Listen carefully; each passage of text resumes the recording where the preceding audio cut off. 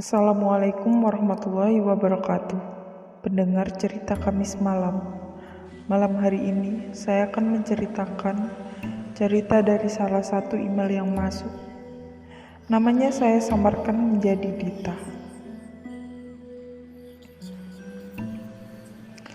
Namaku Dita.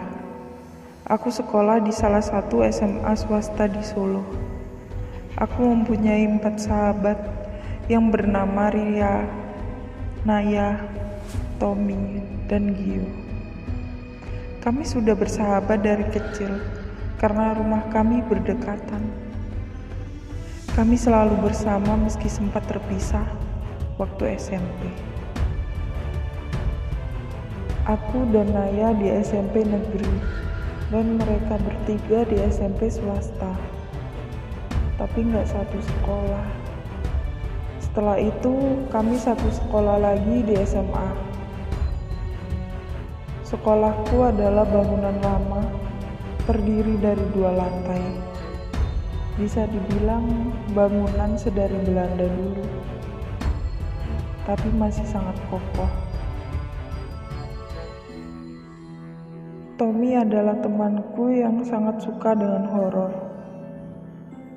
Kami sempat diajak untuk uji nyali di sekolah, tepatnya di perpus, yang konon itu tempat paling seram di sekolah kami. Dengar-dengar, dulu pernah ada siswi yang gantung diri di sana waktu liburan. Dan baru ditemukannya pas waktu masuk sekolah dengan keadaan mayat yang sudah membusuk. Katanya arwahnya masih gentayangan di perpustakaan. Perpustakaan sangat dekat dengan ruang guru. Bila pulang, guru-guru pasti akan melewati perpustakaan tersebut.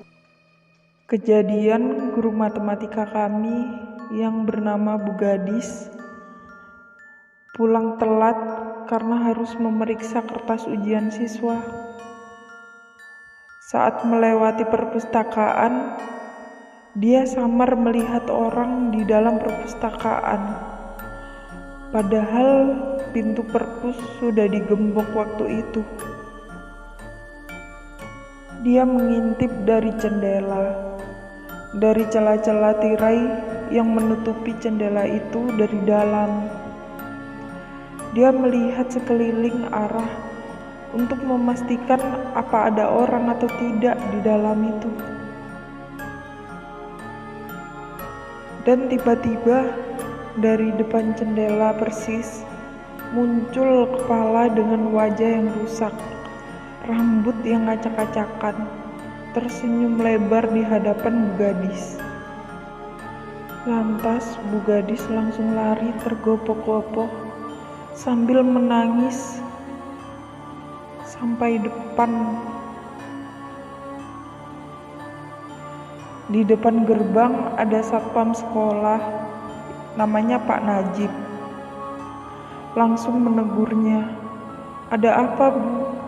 Ibu kenapa? Di dalam masih ada orang, Bu." Bu Gadis hanya menjawab, "Gak apa-apa, Pak. Sudah tidak ada orang." Setelah kejadian itu, Bu Gadis demam dan tidak mengajar selama 5 hari. Awalnya aku gak mau ikut rencana Tommy yang aneh itu. Tapi Ria adalah anak yang skeptis.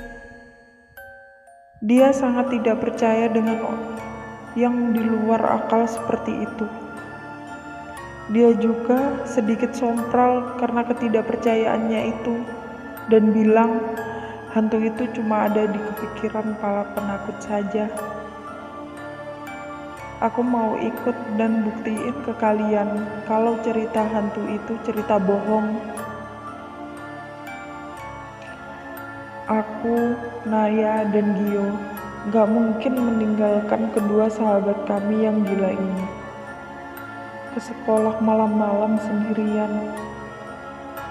Lantas, mau tidak mau, kami mengiyakan ajakan mereka. Pikirku, kalau ramai-ramai hantunya mungkin gak akan datang.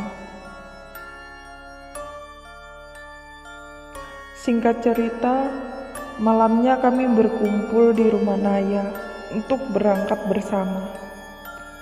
Kami masing-masing membawa senter, karena kalau malam hanya lampu lorong saja yang menyala. Lampu ruangan mati semua.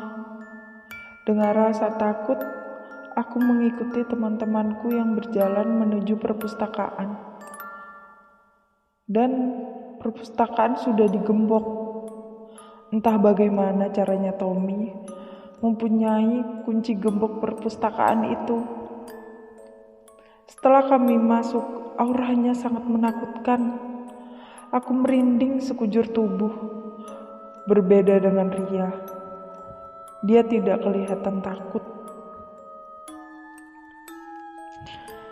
Tiba-tiba Ria nyeletuk bilang, "Mana nih hantunya? Sepi-sepi aja gitu."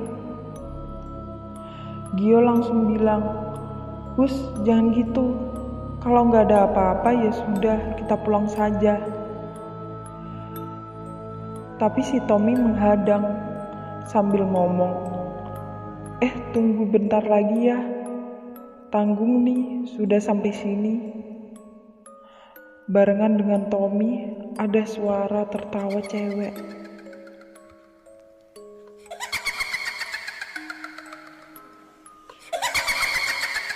Tiba-tiba ada buku yang jatuh. Aku bertanya pada Naya, "Nay, itu tadi apa? Pulang yuk, aku takut." "Aku juga takut, Dit," sahut Naya. Ria yang awalnya berani, saat itu aku melihatnya. Wajahnya sangat pucat dan melihat ke satu sudut perpustakaan.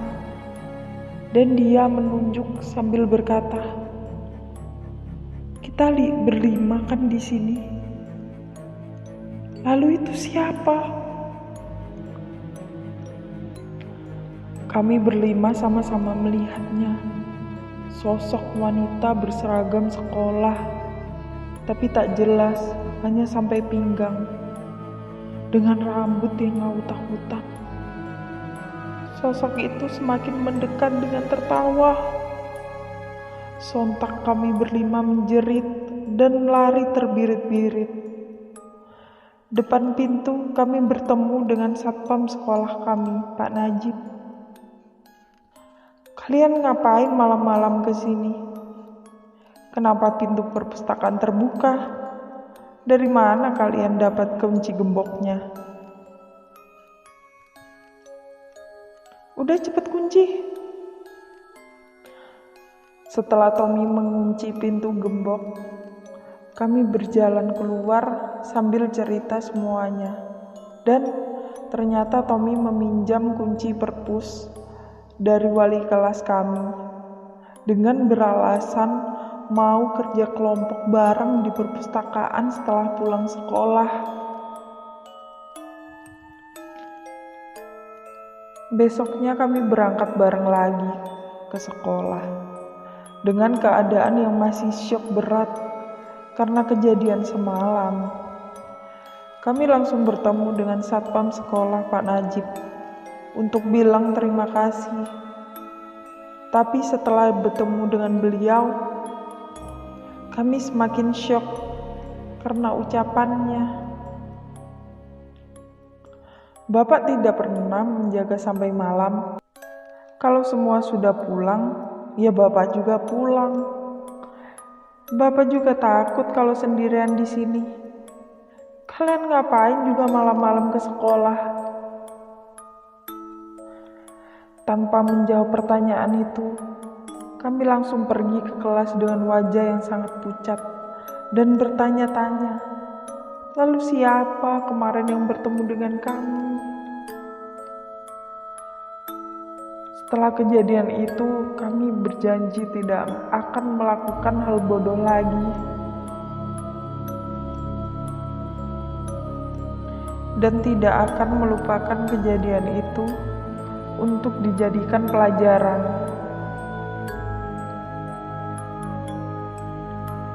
Sekian cerita dari aku.